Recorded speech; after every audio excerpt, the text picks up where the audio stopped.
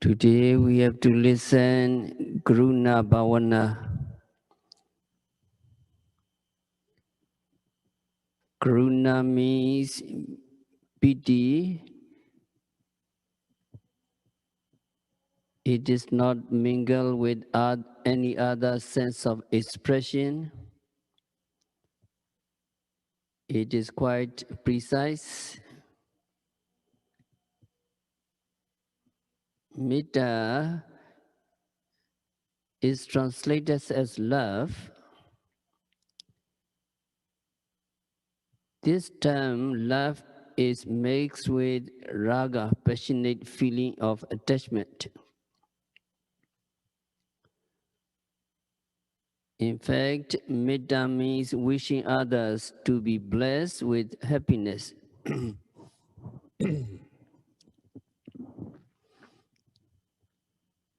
On the other hand, piti, Karuṇā, is not mingled with any other sense. It is definite. It conveys the same sense as wishing a person who is in trouble to be free from suffering, to be free from misery.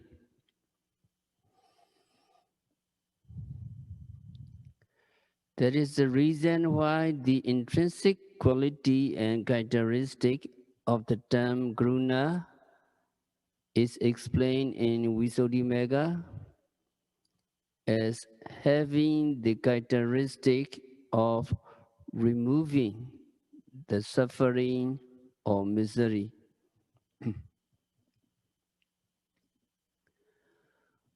When seeing other people to be suffering and misery, a noble-minded person will feel like removing the suffering or miserable condition. There is nothing but a feeling of pity, a feeling of goodwill.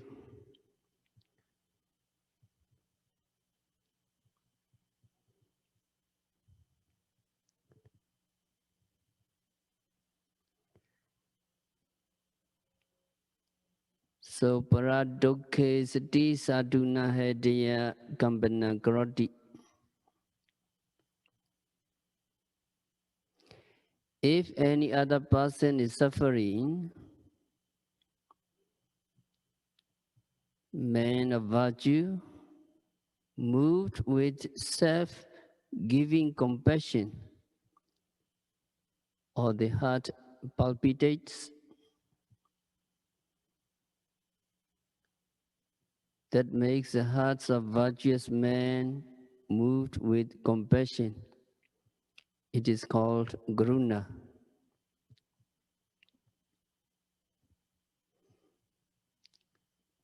To put it in another way,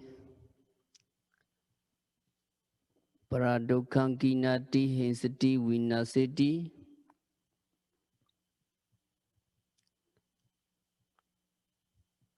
Regarding another's suffering being likely to remove, it is known as Karuṇā. Sin is stated as being eager to remove another suffering. A question may arise as to whether it would really remove or wipe out the suffering. A person who feels pity, who feels compassion, having had deep sympathy for another in trouble, may save the other by exercising his faculty of compassion. There are clear instances where suffering is removed, and so also where no assistance to rescue can be rendered. Though suffering cannot be subdued, a person who has the compassionate feeling will still feel like removing the suffering.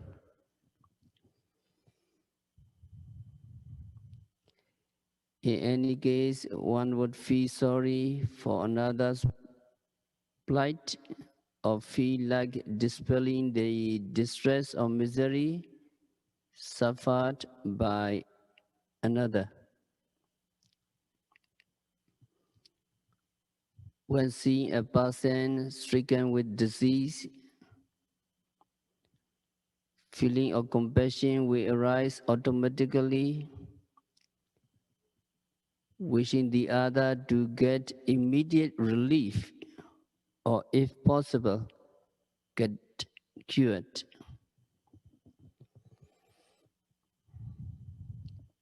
Much as he may wish, if he is not competent to give medical treatment, he cannot effectively assist the other. And yet, he is willing to see him recovered from the kinds of suffering. Such being the case, this intrinsic nature of a man wishing to remove another suffering should be regarded as Karuṇā.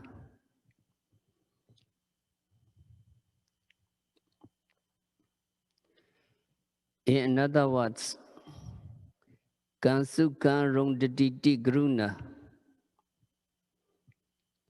One's own happiness is likely to be prevented, or one's own happiness is likely to be hindered.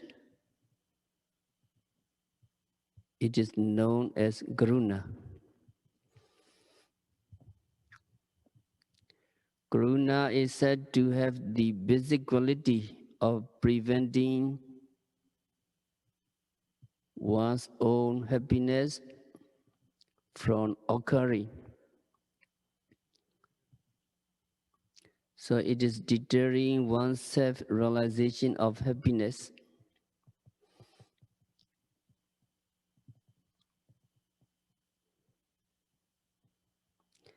A person who is compassionate will lose his opportunity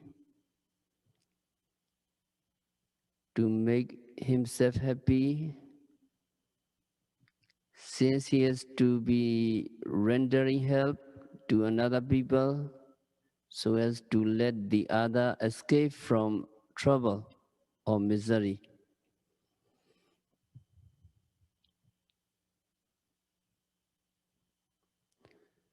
When seeing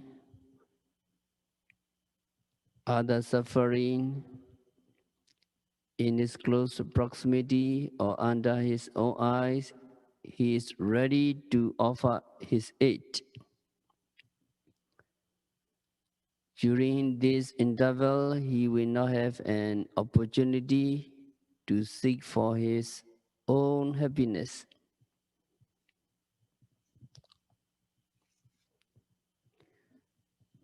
He may even lose his sleep during nighttime for having had to render his assistance and look after the welfare of another person.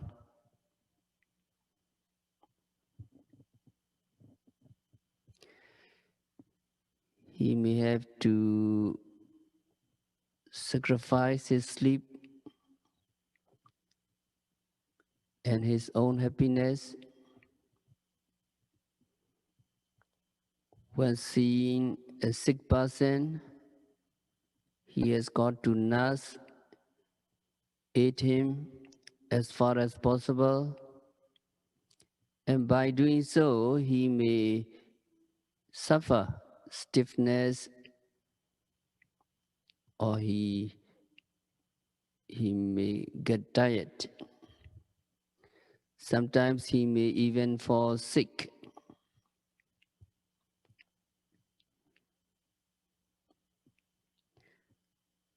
Now they are frontline workers. They keep people safe and healthy.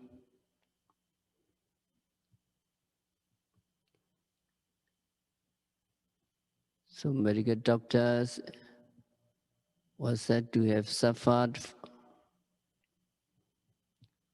for being fully preoccupied in attending the sick people.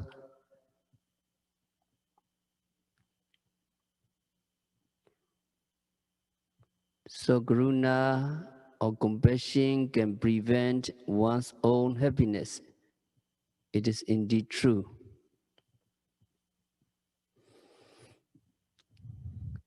Our Lord Buddha, in one of his previous existences as Sumedha hermit, more than 4 incalculables and 100,000 kalpas ago, offered his own body to serve as a platform on the path which was then under repairs,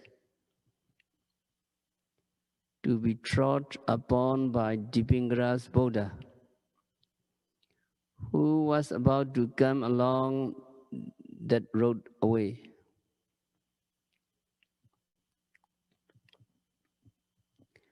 At that time, if Hermit Sumedha had practiced the noble Dharma after assuming the role of a bhikkhu, he would have become an arahant and then enter pre-nibbana in that very life existence. He too realized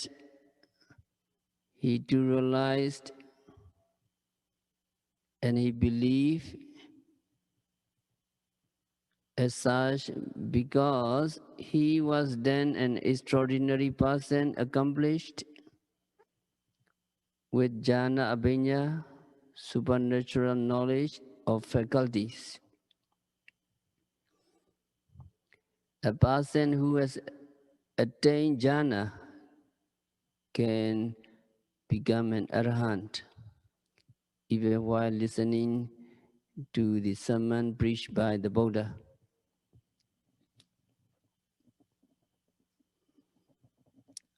However, Sumedha the hermit, the would-be Gautama Buddha, had pondered in this way.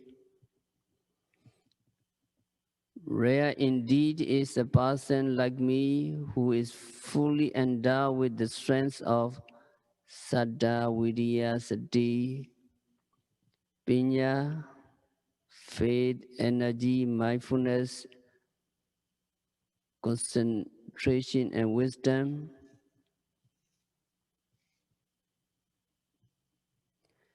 The majority are unfortunately lacking in the quality of that bala, that strength. Such individuals are beings cannot know and realize on their own intuition the Dharma,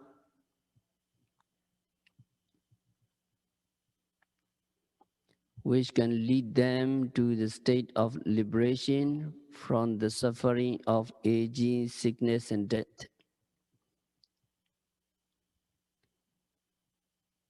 And they were not able to practice the kinds of Dharma.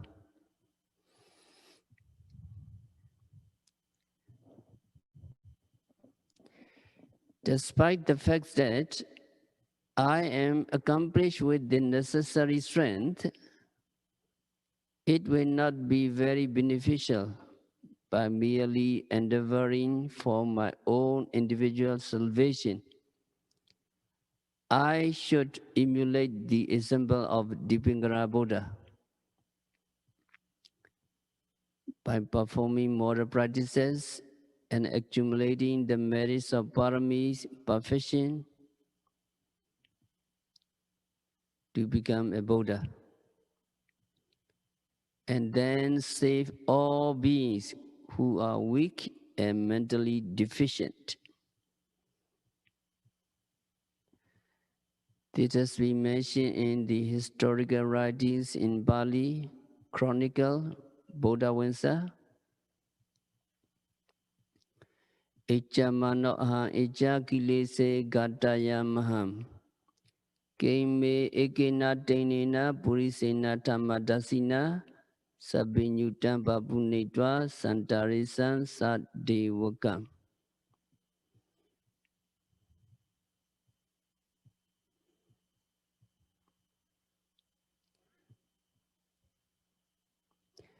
In respect of kilesa defilements, if I wish, I can get rid of them.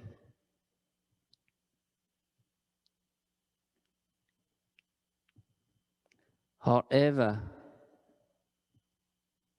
though endowed with the strength capable of achieving Buddhahood, being a man, by crossing the deep ocean of samsara towards nirvana alone, seeking only my own salvation. To me, how could it bring benefits?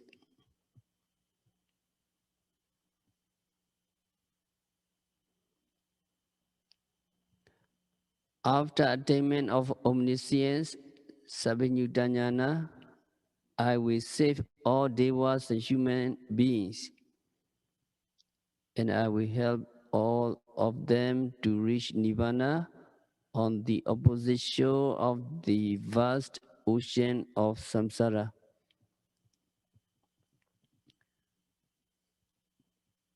Sumira reflected in this way.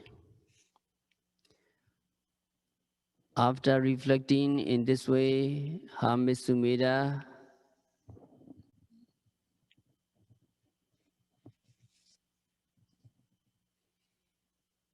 received the prediction of the Dipangara Buddha for his future attainment of Buddhahood.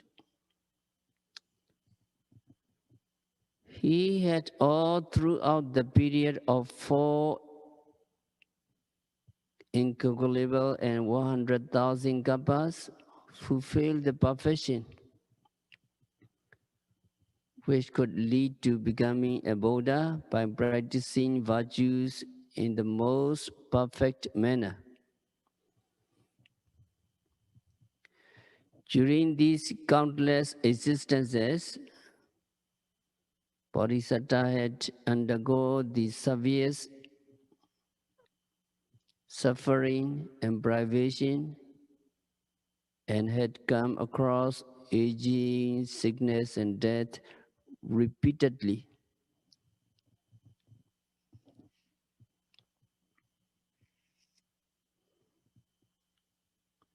So you know how Bodhisattva practice 10 paramis or 10 perfection or 10 practices must be fulfilled to the utmost by a Bodhisattva. In order to bring to perfection the accumulation of the paramis, a Bodhisattva needs a long time, not just one life, not just 100, not just 1,000, but 4 incalculables and 100,000 world cycles.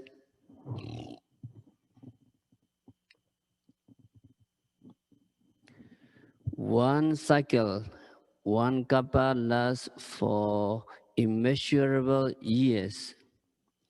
So you can imagine how long it will take a bodhisattva to fulfill to perfection these paramis.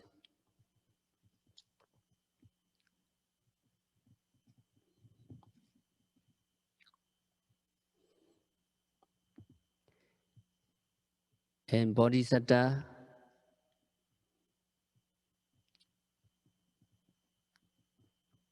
must make the 5 great sacrifice, Pinjamaha Parijaga, the sacrifice of the most valuable treasure, Raya Kingdom.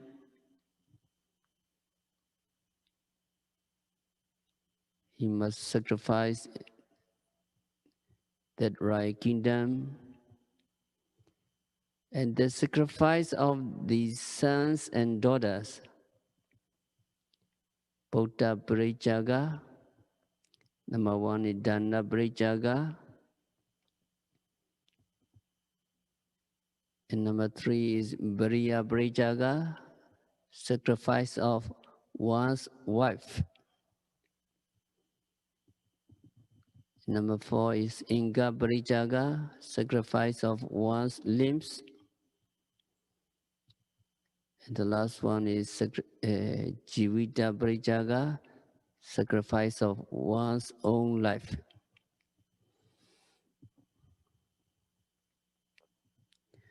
So when a bodhisattva fulfills the parami, he fulfills them to the utmost. There are 10 paramis, 10 perfection, and each paramis is divided into 3 levels. Let's see, ordinary level, intermediate level, and ultimate level. So all 3 levels, bodhisattva must fulfill. For example, the first of these paramis is dana, giving, dana parami. When a person gives what he possesses, his riches and his possession, and so on, it is giving on ordinary level, dana parami. But if he gives away his own limbs, like a finger, like the eye, like the ear, it is called the intermediate level, dana upaparami. And if he gives his own life for the benefits of others, then that level is called dana paramata parami, the ultimate level. So a bodhisattva must be able to give up his life for the benefits of others. That is why to fulfill the paramis of a bodhisattva is very, very difficult.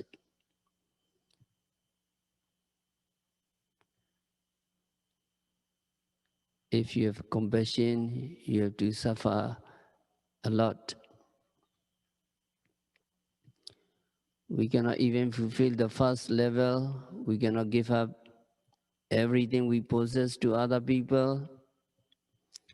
If we give, we may give some, but not all we possess, because we have to look at our own survival. But bodhisattvas are not like this. It is said that when bodhisattvas give, they give away like turning the water pot upside down, so no water remains in the pot. So bodhisattvas fulfill their paramis in this way. That is why they become Buddhas. They want to save all beings. They have to fulfill the parami. They have to suffer a lot.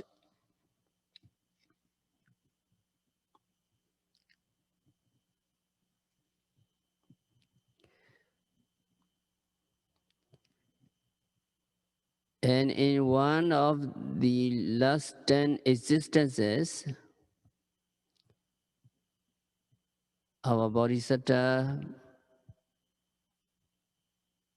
became a king Visandara. King Visandara was vanished. to a forest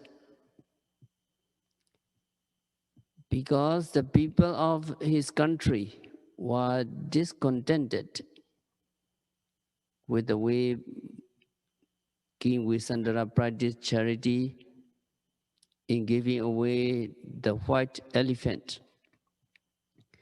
In those days, white elephant was regarded as one of the most sacred treasure of the country. While remaining in the forest in exile, a Brahmin by the name of Chuchaka appeared and asked him to give away his young son and daughter in charity for the purpose of working them as servants, because he needs servants. So it was really heartbreaking, and yet King Visandara had nobly offered his innocent little son Jali and daughter Kanajina, despite his mental distress, to the extent of shedding tears in sorrow to gain his vowed perfection. Just imagine how Bodhisattva would suffer mentally to achieve those difficult perfection. He had gone through great misery and sorrow.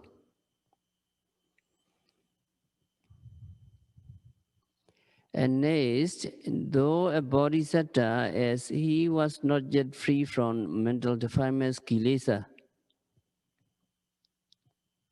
which could drag him down to lower realms, he stayed his akusala karma, unwholesome deeds.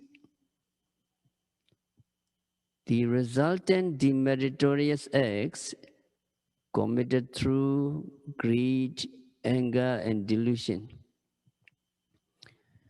For such demerits, he had his rounds of existence many a time as animals, and thereby suffered pain and misery. Moreover, it mentioned that in Temiya Jataka, he had even gone through the hell for treating a person in one of his instances as a king,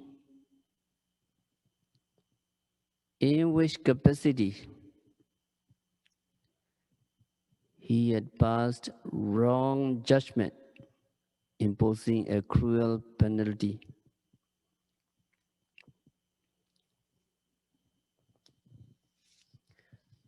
So all these miseries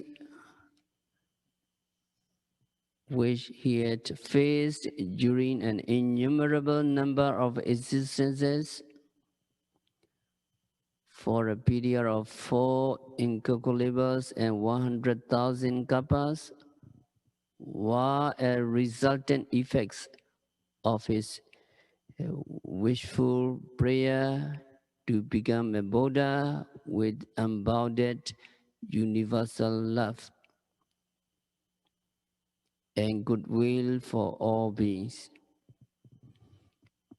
So it is quite evident that Karuṇā or compassion prevents your own happiness.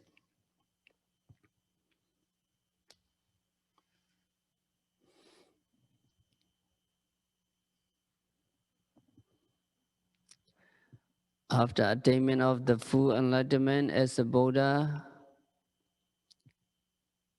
he could have found happiness without having to worry and lived comfortably if he refrained himself from preaching his doctrine to all beings. However, for the entire period of 45 years, because he had to impart his noble teaching day and night without rest, he had to undergo a lot of physical hardship and strain. This benevolent performance with relentless effort had been done simply because of his universal love and great compassion, Karuṇā, for all beings who are drifting and floating along endless in the miserable whirlpool of samsara.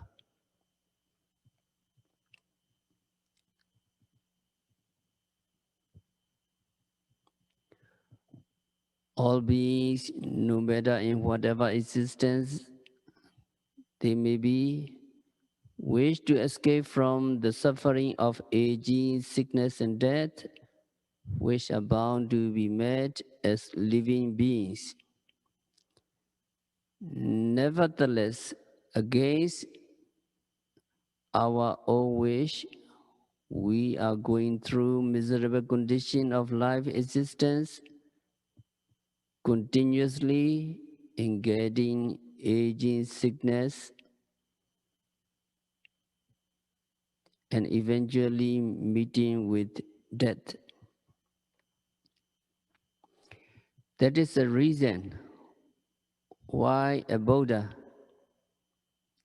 he had preached his Dhamma, knowing fully well that there was no savior other than Buddha to save all living beings with his great compassion, without regard to his discomforts and weariness. This also stands witness how he had to undergo miseries without having opportunity to gain happiness, for being deterred by his unequaled Karuṇā.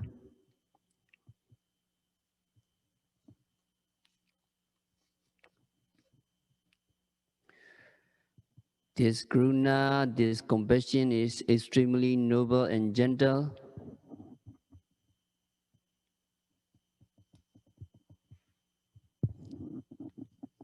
It is usual for a virtuous man to have compassion and sympathy for a person who is in trouble. On the other hand, the person who has no feeling of sympathy towards others in dire distress is not a man of virtue, but of evil. That is why this Dhamma is called Savittabha Bhavitabha.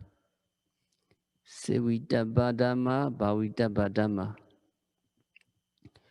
Compassion should be developed and dependent upon by each and everybody who is noble.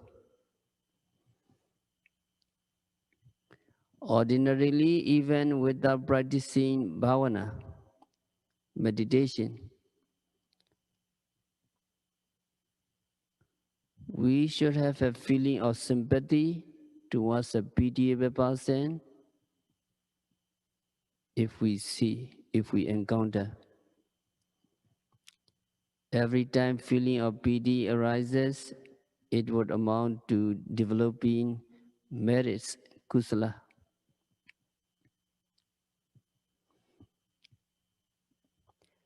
If desirous of developing through Bhāvanā, meditation, the method to be applied is similar to that of developing Metta Bhāvanā, loving kindness meditation. It should not be developed beginning from those who are near and dear to one at the initial stage, and it should not be developed starting from the most beloved person. And it should not be developed beginning from a neutral person or from a person who is an enemy. It is because one who is dear to you will remain as a dear and affectionate person. Similarly, the most beloved person will continue to remain as the most beloved ones, and so on.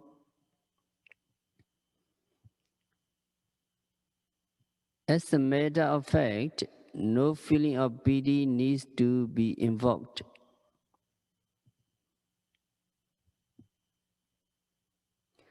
In the case of a person of opposite sex, since raga,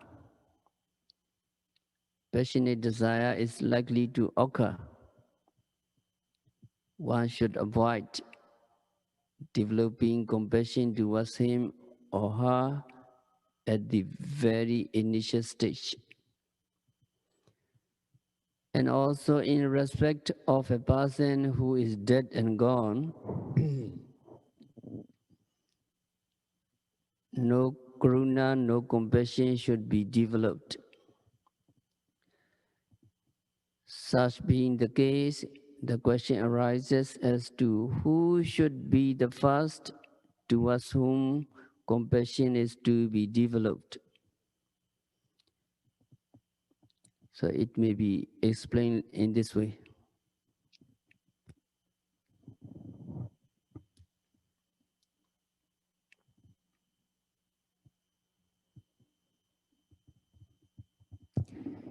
It has been mentioned as in Bidama Vibhinga Pali. According to this Pali, explanation has been given in the commentary that Karuṇā, compassion, should be developed and radiated first and foremost towards a very pitiable person who is in great distress.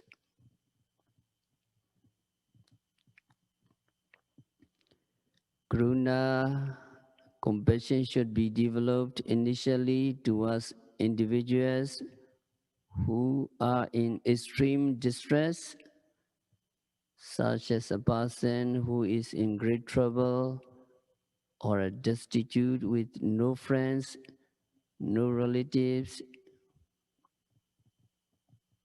no homes to be relied upon, or a disease-stricken person who is groaning with pain for not receiving the aid of a medical treatment and for lack of medicine,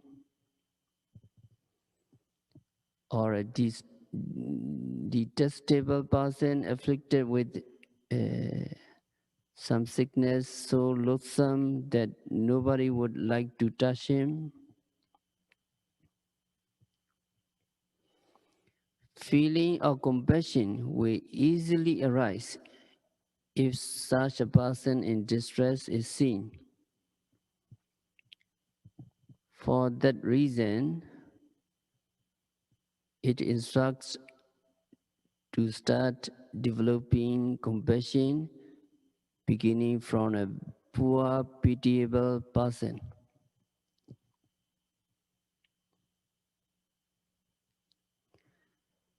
If such a person who deserves pity is not found or seen, Karuṇā should be developed towards a happy-go-lucky person who is committing evil deeds.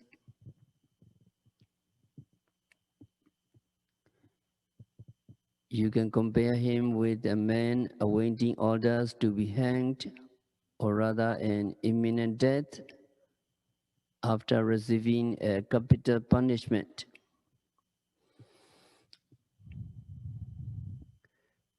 The manner of comparison made therein is in this way.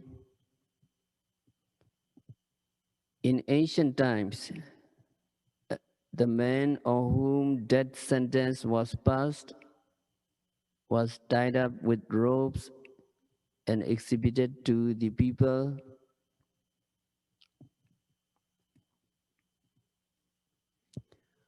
While in custody,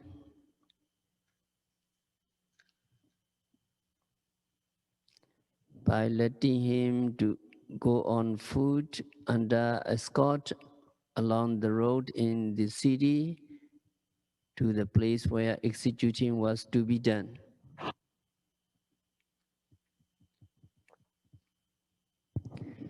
At every junction of the road, the poor criminal was made to stop for a while and cruelly whipped more than 100 times. The man in custody with death hanging over his head was generally offered with good and delicious food, etc., by some kind-hearted people who pity the fate of that condemned man. Taking this opportunity, which came in his way for a moment, the guilty man enjoyed the food, etc. The majority of the spectators, however, did not think of him as being happy. They had pity on him, knowing fully well that every step he took brought him closer to death. In much the same way, a person who is developing Karuṇā,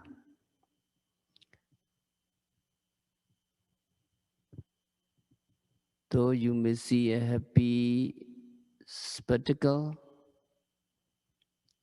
can develop Karuṇā towards another people who is full of vice, who is full of unwholesome deeds. It has been stated that he should develop imagining that the scoundrel may be happy now, but the misery way before him in the near future, as he is going to descend to the nether worlds for his unwholesome deeds after death.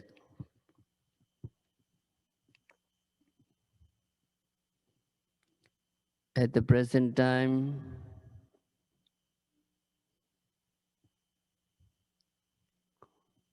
you can find people who are deserving of pity. Such a person who is in distress for being cruelly ill-treated by the other, or a person who is afflicted with serious sickness, or a person who is leading a miserable life for being in financial problems. In fact, such cases are generally found a lot. So it is required to develop Karuṇā towards such pitiable person. There is only one mode of developing Karuṇā, unlike developing metta, which involves many kinds. So when you practice Karuṇā Bhāvanā, you can radiate Sabbe Satta Dukkha Mojantu.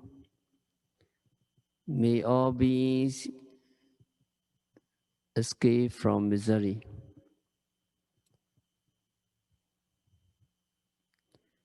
There is a way how to develop Karuṇā to all beings.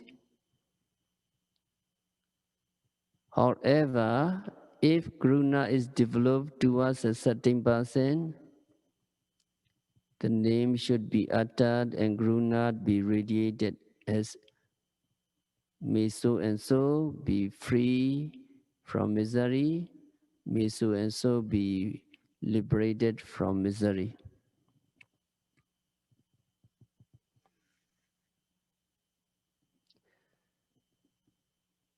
So this misery which should be liberated is one which is occurring in the corporeality of a particular individual right at the moment.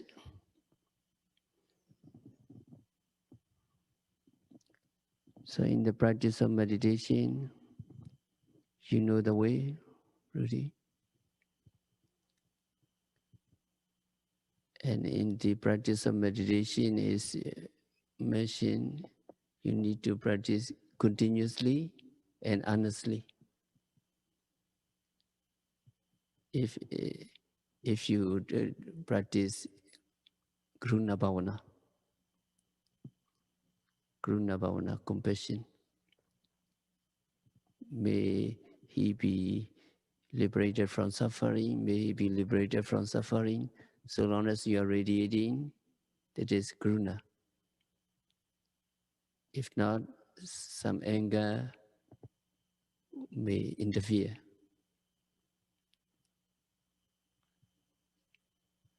So the instruction is practice continuously and honestly.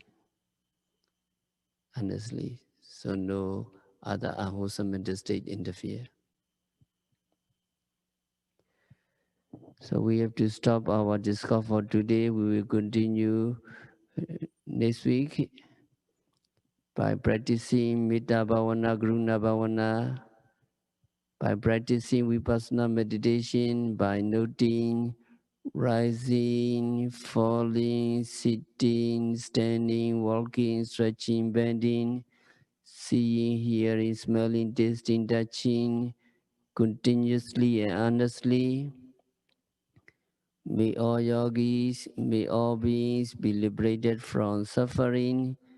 May all yogis realize the real peace in the very near future. So,